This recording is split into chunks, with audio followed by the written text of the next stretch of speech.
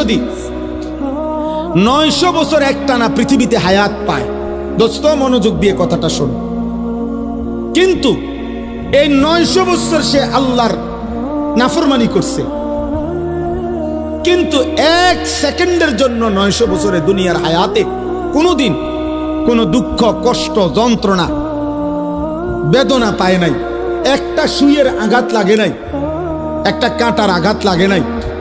সে হাসি খুশি, আনন্দ, ফুর্তি, এই মৌজ করে এই জীবনটা চলছে। নাচ গান, নারী, ছবি, জিনা, ব্যভিচার, মদ, জুয়া, চুরি, ডাকাতি, সুদ, ঘুষ, বেহায়াপনা, বেলেল্লাপনা, যা মন চায় তাই করছে, কিন্তু কোনোদিন কষ্ট পায় নাই। ধরে নাও, মানে ধরে নিচ্ছি যে কোনোদিন এর কারণে সে দুনিয়ার হায়াতে কোনোদিন 1 সেকেন্ডের ব্যথা পায় নাই, কোনো কষ্ট হয় নাই। খোদার কসম তাফসিরে লিখছে, এই 900 বছরের নাফরমান জীবনে যে কোনোদিন কোনো দুঃখ দেখে নাই। মৃত্যুর যন্ত্রণা তার যখন শুরু হবে, সাকরাতুল মউত, আল্লাহর কসম বাপ, 1 সেকেন্ডের মৃত্যু যন্ত্রণা, খোদার কসম এই ছেলেরা তারে 900 বছরের সুখ আর আনন্দ 1 সেকেন্ডে ভুলায়।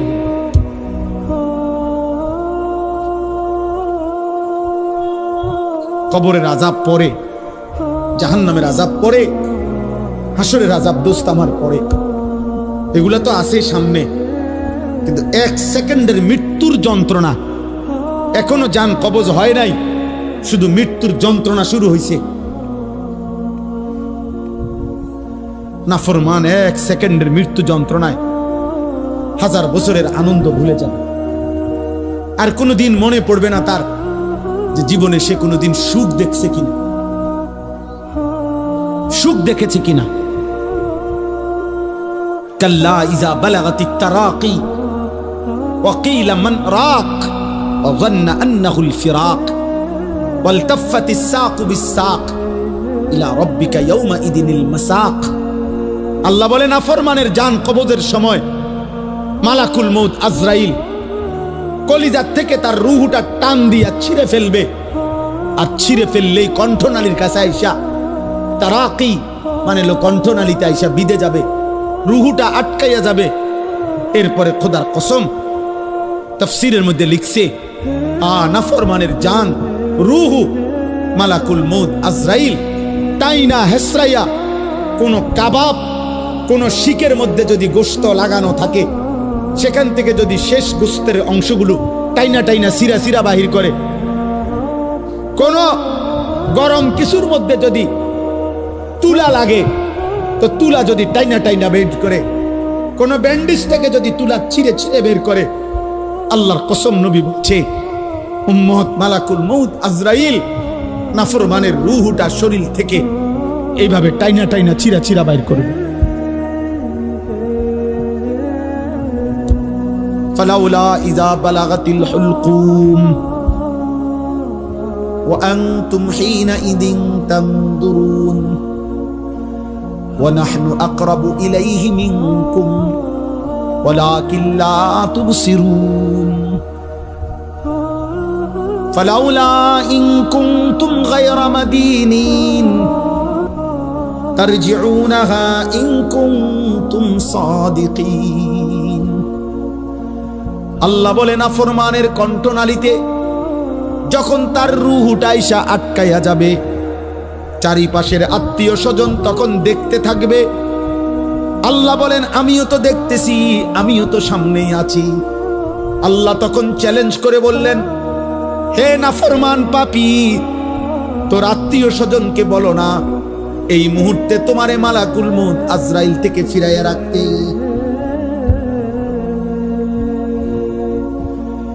অতএব প্রিয় ভাইয়া, কবরের আযাব তো সামনে, জাহান্নামের আযাব তো সামনে, 1 সেকেন্ডের মৃত্যু যন্ত্রণাও তো তুমি সহ্য করতে পারতা না। হযরত আমর ইবনুল আস রাদিয়াল্লাহু তাআলা আনহু, নবীজির বিখ্যাত সাহাবী, ওনাকে বলা হয়েছিল মৃত্যুর পূর্বে ওনার ছেলে, উনি ইমানদার, উনি সাহাবী, ওনার ছেলে আব্দুল্লাহ ইবনে আমর ইবনুল আস, উনিও সাহাবী, ছেলে বলতেছিলেন মৃত্যুর পূর্বে, আব্বা আপনার কাছে এই মুহূর্তে, শেষ মুহূর্তে মৃত্যু যন্ত্রণা কেমন মনে হইতেছে? প্রিয় ভাই শোনো, হযরত আমর ইবনুল আস বলছেন, ইয়া বুনাইয়া কাআন্না জিবালাদ দুনিয়া আলা সাদরি ওয়া কাআন্নি আতানাফাসু মিন সাকবিল ইবরা। এই কিতাব আমার কাছে গাড়িতে আছে। ওয়া জাআত সাকরাতুল মাউত বিল হক, এটাই কিতাবের নাম। আমার কাছে একটা আরবি কিতাব আছে, এই কিতাবের নামে এটা, এই কিতাবে লিখছে। হযরত আমর ইবনে আস বলে, পুত, এই বাপ সন্তানকে বলছে, বাবা রে, আমার মনে হচ্ছে কাআন্না জিবালাদ দুনিয়া, দুনিয়ার সমস্ত পাহাড়গুলো আমার বুকে চাপ দিয়ে রাখছে। কাআন্না জিবালাদ দুনিয়া আলা সাদরি, মৃত্যু যন্ত্রণা আমার মনে হচ্ছে দুনিয়ার পাহাড়গুলো আমার বুকে চাপ দিয়ে রাখছে রে ফুল। ওয়া কাআন্নি আতানাফাসু মিন সাকবিল ইবরা, আর আমি যেন এই পাহাড় চাপা অবস্থায় আমি যেন সুইয়ের ছিদ্র দিয়া, সাকবিল ইবরা, সুইয়ের ছিদ্র দিয়ে আমি যেন একটু একটু নিঃশ্বাস নিতেছি। আমার ছেলেরা, আমার কিশোর, আমার নওজোয়ান, আমার 16 বছরের সন্তান, এত অল্প বয়সে তুমি এত গুনাহ, এত নাফরমানি কেমনে করছো বাপ? তুমি কেমনে সহ্য করবা আব্বা? আমার 16 বছরের সন্তান আছে। আমার প্রথম সন্তানের বয়স 16 বছর বরাবর। এই জন্য 16 বছর বয়সী ছেলে তুমি আমার সন্তান। তার চাইতে একটু বয়স্ক, একটু বেশি যাদের বয়স 18, 20, 22, 25, প্রিয় সন্তান, তুমি আমার ছোট ভাই। তুমি বলো, গত 365 দিনে তোমরা কোনদিন যারা ফজরের নামাজ পড়ো নাই, আমার সন্তান, কেমনে তুমি মৃত্যুর এই যন্ত্রণা সহ্য করো? বলো ভাই।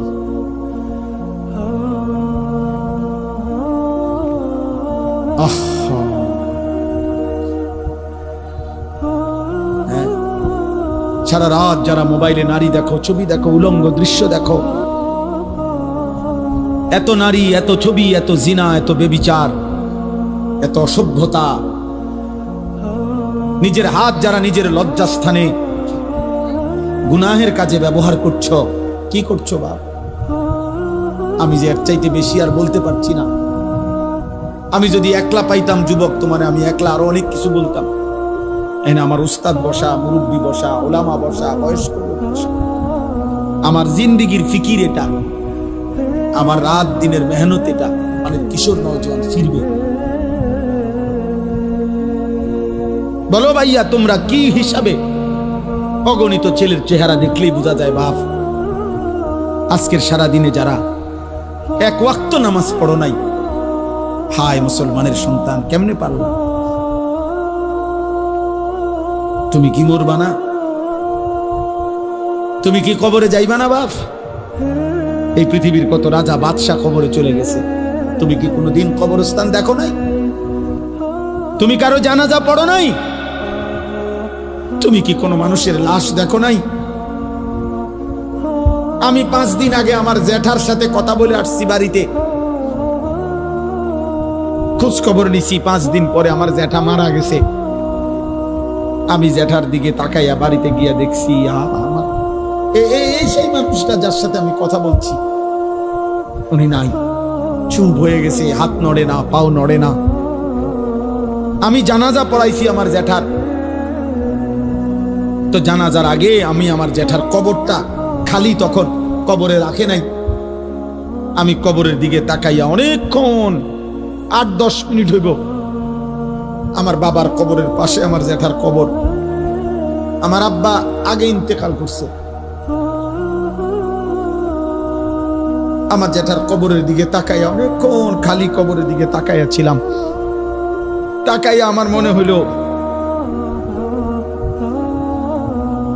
কবর যেন আমারে ডাক দিয়ে বলছে, আনিস, আমার কাছ থেকে 1 মুঠ মাটি দিছিলাম আমি, তোমার যেটারে বানাইবার জন্য আজ আমার মাটি আমি ফেরত নিলাম। ওয়াফিহা নুঈদুকা।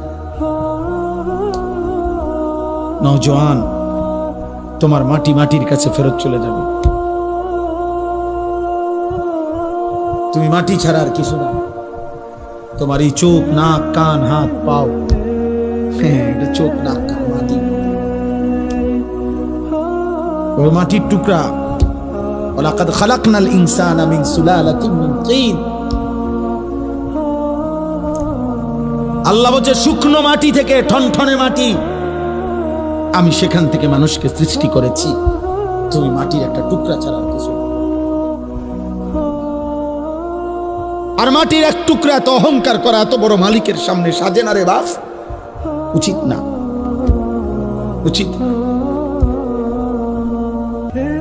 এত বড় মালিকের নাফরমানি করছো কেমনে? কোরআনুল কারীম আল্লাহ নাজিল করছে 30 পারা। এতগুলো কথা আল্লাহ কোরআনে বলছে, 30 পারা নবীর জবান দিয়ে বলাইছে, 23টা বছর কোরআন শরীফে আছে। ফাবি আইয়ি হাদিসিন বাদাহু ইউমিনুন।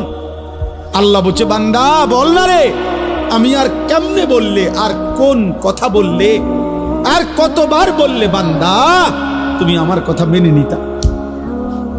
এই নাফরমান, এই বেনামাজি, দাঁড়া, এখন দাঁড়া। ফজরের নামাজ পড়ো না যারা, গত 1 বছর ধরে হাইওয়ান, মুসলমানের বাচ্চা এত নিকৃষ্ট হয়?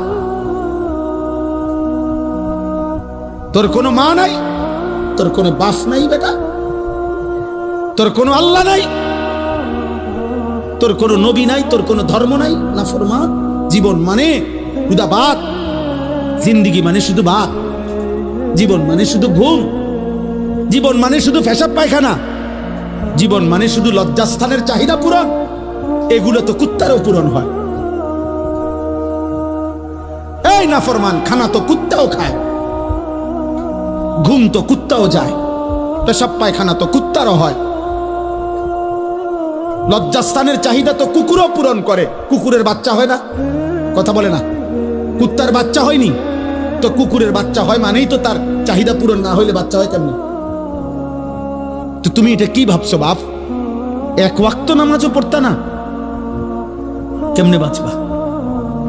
ফাকাইফা তাত্তাকুনা ইন কাফারতুম ইয়াওমান ইয়াজালুল বিলদানা শিবা। আল্লাহ বলে বান্দারে আমার, কেমনে রে বান্দা এত নাফরমানি করছো? আল্লাহ বলে সেদিন হাসরের দিন আমার বান্দা কেমনে রে বাঁচবা বান্দা? এত নাফরমানি, এত মিথ্যা, এত চুরি, এত জিনা। এক মুমিন মুসলমান দাবি করে 30 বছর ধরে সুদ খাও। মুসলমান বুঝি 30 বছর সুদ খায়? মুসলমান কেমনে 30 বছর নাচ গান দেখে? মুসলমানের মা, মুসলমানের বোন কেমনে 20 বছর ধরে বেপর্দা? মুসলমানের ঘরে কেমনে প্রত্যেক দিন নাটক, সিনেমা, নর্তকীর ছবি চলে, নাটক, সিনেমা চলে? আল্লাহ বলেন আমার বান্দা এই যে দিন রাত নাফরমানি করছো, ফাকাইফা তাত্তাকুন, ওই হাসরের দিন কেমনে বাঁচবা বান্দা? যেই দিনের একদিনেই দুঃখ, কষ্ট আর পেরেশানি আর যন্ত্রণায় একদিনেই দুধের বাচ্চা, কোলের বাচ্চা বুড়া হয়ে যাবে। ইয়াউমান ইয়াজালুল বিলদানা শিবা। একদিনে, ইয়াউমান, কয়দিনে? একদিনে বাচ্চা বুড়া হয়ে যাবে, একদিনেই কালো চুল সাদা হয়ে যাবে।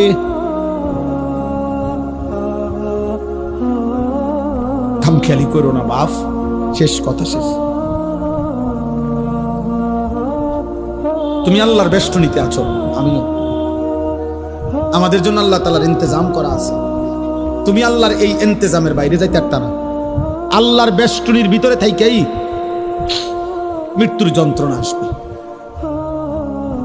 এই কথাটাই আল্লাহ এখানে বলছে। এবার দেখেন তর্জমা শুনেন, তা শেষ কথা।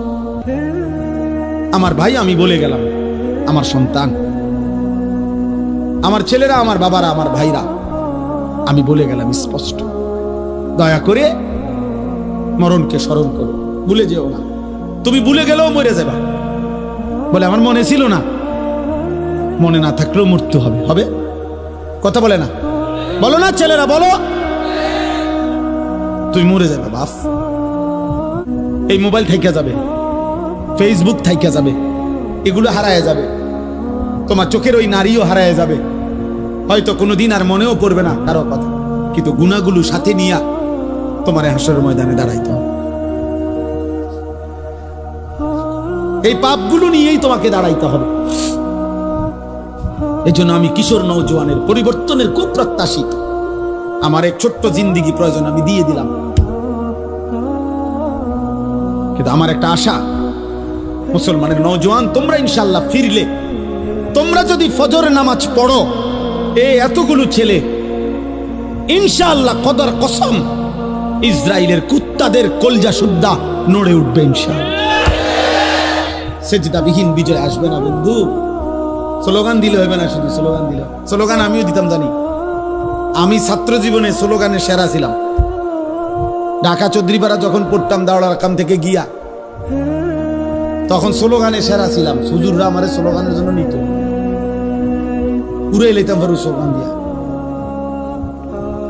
আলহামদুলিল্লাহ। আমার বড় ভাই, আমার মনে আছে, বড় ভাই আরিস স্লোগান চলেন ভাই, পুরো এলাম কোরআন দিয়ে। 2-4 ঘন্টাও মিছিল করতে পারতাম, একটা কোনো বিশ্রাম ছিল না। স্লোগান দিয়ে হবে না দোস্ত, শুধু কলিজার খুন কপালের সেজদা মালিককে দিতে হবে।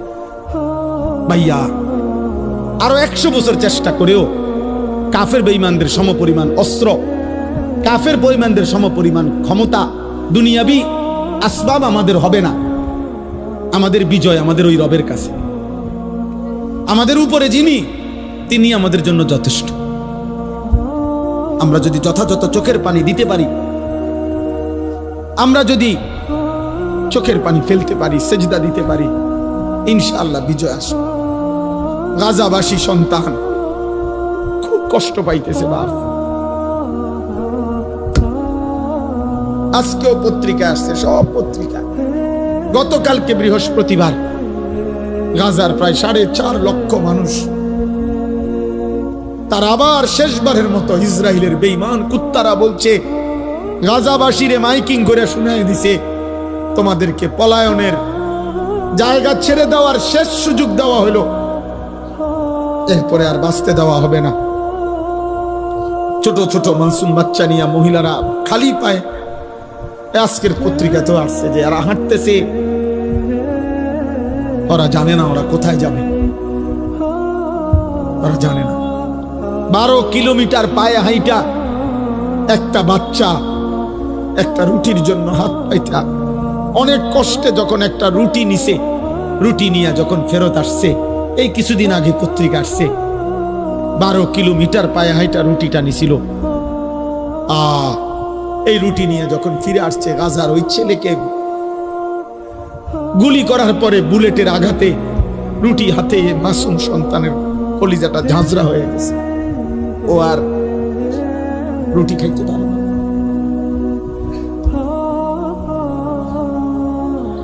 আর তোমরা নারী দেখো, ছবি দেখো, তোমরা আর সেজদা দিও না, তোমরা উলঙ্গ দৃশ্যই দেখো।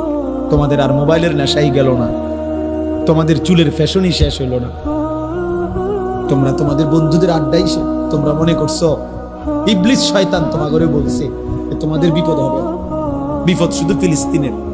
আমরা সবার কাছে এই কথা স্পষ্ট, একটি অনিবার্য সত্য, বাস্তবতা, আমাদের জীবনের চিরন্তন সত্য হলো আমাদেরকে মরে যেতে হবে। এই সত্যকে অস্বীকার করার, এই সত্যকে ভুলে যাওয়ার কোনো সুযোগ নেই। ভুলে গেলেও মরে যাবেন, মনে থাকলেও মরে যাবেন, হাসলেও মরে যাবেন, কাঁদলেও মরে যাবেন, দুঃখ বেদনায়ও মরে যাবেন, আনন্দ ফুর্তিতেও মরে যাবেন। কেউ থাকবে না। রাজপ্রাসাদের অট্টালিকাতে যে থাকে সেও মরে যাবে, জীর্ণ কুটির কুড়ে করে যে থাকে। উপরের দিকে তাকান, উপরে তারা গণেন, গণ ভাই, তারা গণ, গইনা জানাও কটা হয়েছে মোট। উপরে কি দেখো? এদিকে তাকাও ভাই। সময় গুনে গুনে বারবার আমি সময়ের দিকে তাকাচ্ছি। অনেক রাত হয়েছে, রাত 12টা পার হয়ে গেছে। সারা রাত চুক্তি ওয়াজ করলে ফজরে নামাজ পড়বে কখন? তাহলে এই জন্য বললাম, একটি অনিবার্য সত্য যে হাসি কিংবা কান্না, আনন্দ কিংবা বেদনা, আমাদেরকে মরে যেতে হবে, আমাদেরকে মৃত্যুবরণ করতে হবে। সমস্ত আউলিয়া, বুজুর্গ, পীর, মাশায়েখ তাসাউফ তাজকিয়ার যত মেহনত করে, আধ্যাত্মিকতার যত মেহনত করে, মানুষের অন্তর পরিশুদ্ধ করার যত মেহনত করে, তন্মধ্যে সব তরিকা, সব আউলিয়া বুজুর্গদের একটি সবক আছে মুরিদদের প্রতি। অনেকগুলো সবকের মধ্যে এটা একটা সবক, যে মৃত্যুর মুরাকাবা। এটা সব বুজুর্গদের একটা সবক, যে মাঝে মাঝে চোখটা বন্ধ করে কিছুক্ষণ মৃত্যুর কথা স্মরণ করা, মৌতের কথা স্মরণ করা, যে একদিন এই ব্যস্ততম এই জিন্দেগি আমার স্তব্ধ হয়ে যাবে। নবীজি সাল্লাল্লাহু আলাইহি সাল্লাম বলছে, আকসিরু যিকরা হাদিমিল লাযযাত। আমার উম্মত, এই জিহ্বা যেটা আজকে তোমাকে হাজারো আইটেমের স্বাদ বলে দেয়, গরুর গোশতের আলাদা, খাসির গোশতের আলাদা, মুরগির গোশতের আলাদা, হরেক রকম মাছের স্বাদ আলাদা, একদিন সত্য সত্য এই জিহ্বা স্বাদ স্তব্ধ হয়ে যাবে। তোমার চোখের পলক, হাতের স্পন্দন, হৃদয়ের স্পন্দন সব ঠান্ডা হয়ে যাবে, স্তব্ধ হয়ে যাবে। সেই মৃত্যুকে বেশি বেশি স্মরণ করো, যে মৃত্যু তোমার জিহ্বার স্বাদ বন্ধ করে দিবে, যে মৃত্যু তোমার চোখের পলক নিভায়ে দিবে, যে মৃত্যু তোমার হৃদয়ের স্পন্দন স্তব্ধ করে দিবে। আল্লাহ নবী সাল্লাল্লাহু আলাইহি ওয়াসাল্লাম বলছেন। তো এখানে মহান আল্লাহ পাক রব্বুল আলামিন বলছে, বান্দা, তোমার মনে থাকে আর না থাকে, তুমি গুরুত্ব দাও আর খামখেয়ালি করো, তুমি আনুগত্য করো আর নাফরমানি করো, মনে রাখো বান্দা, যে অবস্থাতেই থাকো না কেন, একটি নির্দিষ্ট সময়ে সত্য সত্য মৃত্যু যন্ত্রণা তোমার চলে আসবে।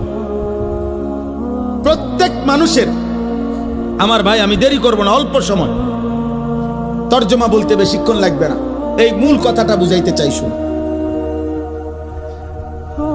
প্রত্যেক মানুষ মনে রাখতে হবে, 1 নাম্বার তো আমরা মৃত্যুবরণ করব, 2 নাম্বার হলো মৃত্যুর পূর্ব মুহূর্তে, মৃত্যুর পূর্বক্ষণে ইমানদার হোক আর নাফরমান হোক, নবী হোক আর রাসূল হোক, আর শ্রেষ্ঠ কাফের হোক, মুশরিক হোক,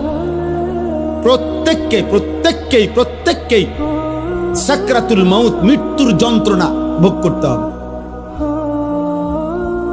ওয়াজাআত সাকরাতুল মাউত, সমস্ত মাখলুকের মৃত্যুর পূর্ব মুহূর্তে মৃত্যুর যন্ত্রণা হয়, এটাকে সাকরাতুল মাউত বলে, সাকরাতুল মাউত বলে।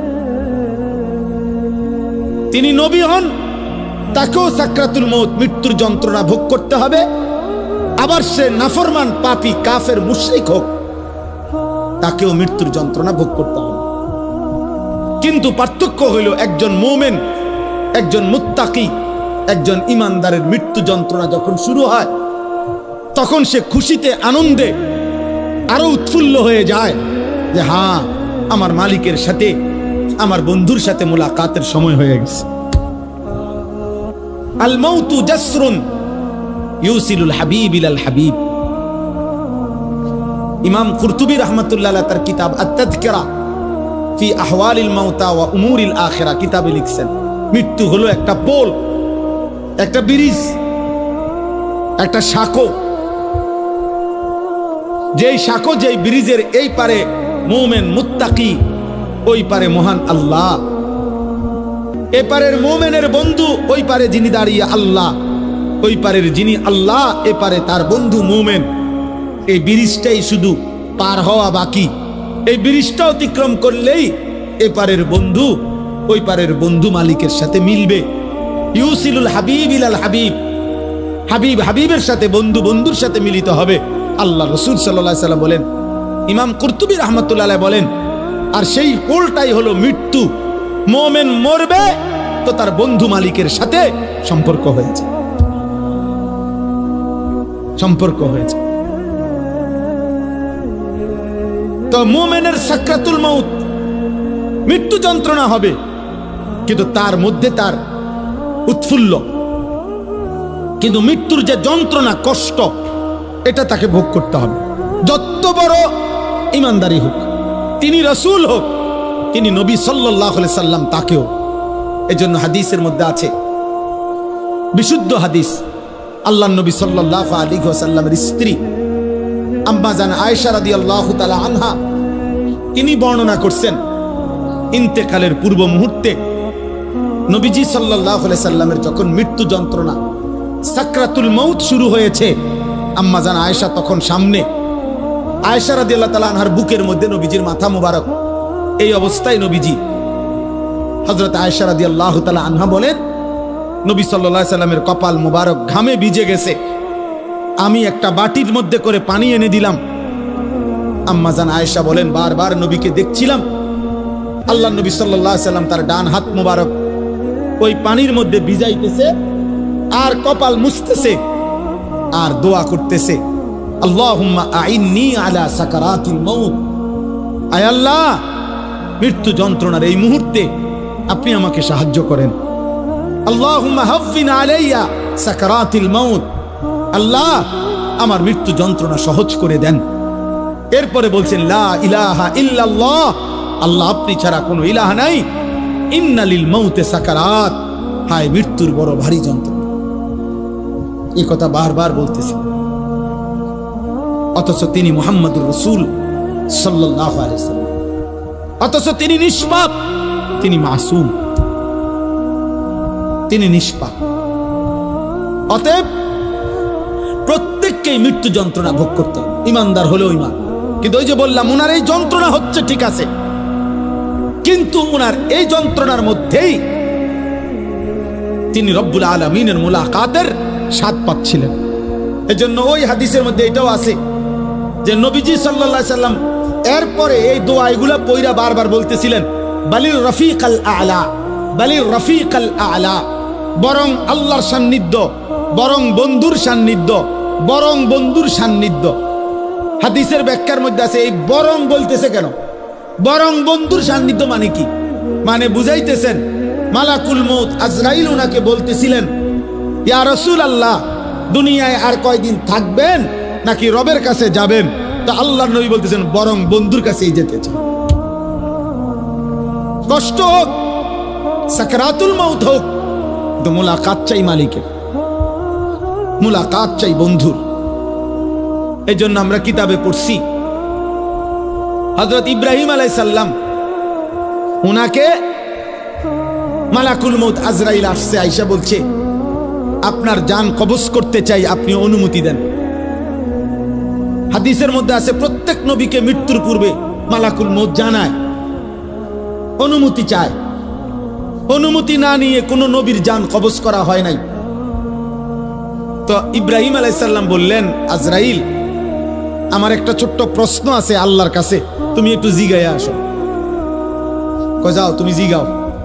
তো আজরাইল মালাকুল মউত বোঝাচ্ছে, বলে, তো তুমি গিয়া বলবা আল্লাহর কাছে, আয়াকবিজুল খলিল রুহা খলিলিহি, আল্লাহকে জিজ্ঞাসা করবা গিয়া যে ইব্রাহিম জানতে চাইছে কোন বন্ধু কি বন্ধুর জান কবজ করে? বন্ধু বুঝি বন্ধুরে মাইরে লাগে? আমি না আপনার বন্ধু? ইব্রাহিম আলাইহিস সালাম কার বন্ধু? কথা বলে না, আল্লাহর বন্ধু কিনা? তো ইব্রাহিম আলাইহিস সালাম বলতেছে, যাও গিয়া জিগাও কি বন্ধু এটা, বন্ধু বন্ধুরে মারতে কয়? বন্ধু বুঝি বন্ধুর জান কবজ করে? সুবহানাল্লাহ। আল্লাহ তাআলা তখন বললেন, জিব্রাইল, আরে আজরাইল, মালাকুল মউত, তাহলে এক কাজ করো, তোমারে আমি আরেকটা প্রশ্ন করতেছি ইব্রাহিমকে বলার জন্য, তুমি হেঁটে গিয়া কও, যাও, আবার যাও। তো মালাকুল মউত এসে এবার ইব্রাহিম আলাইহিস সালামকে বললেন, আপনার কথার জবাবে আল্লাহ তাআলাও একটা প্রশ্ন করছেন, আপনি এটার উত্তর দেন। তো বলছে কি? তো আল্লাহ তাআলা জানতে চাইছেন, আয়াকরাহুল খলিল লিকা খলিলিহি, বন্ধু কি তাহলে বন্ধুর মুলাকাত সাক্ষাৎ চায় না? বন্ধু কি বন্ধুর সাক্ষাৎ পছন্দ করে না? তাইলে ইব্রাহিম আলাইহিস সালাম বুঝছে, হায় হায়, এ তো মারা না, এ তো বন্ধুর মুলাকাত, এ তো মৃত্যু না রে, এ তো আমার সেই মালিকের মুলাকাত। পুরাটা জীবন আমি যার জন্য পরীক্ষা দিছি, যার জন্য আমি নমরুদের আগুনের কুণ্ডলিতে পড়লাম, যার জন্য আমার জীবনটা নবীদের মধ্যে সবচেয়ে বেশি অঞ্চল ছাড়ছে, হিজরত করছেন, এলাকা ছাড়ছে বেশি ইব্রাহিম আলাইহিস সালাম। তো সে তো বন্ধুর মুলাকাত।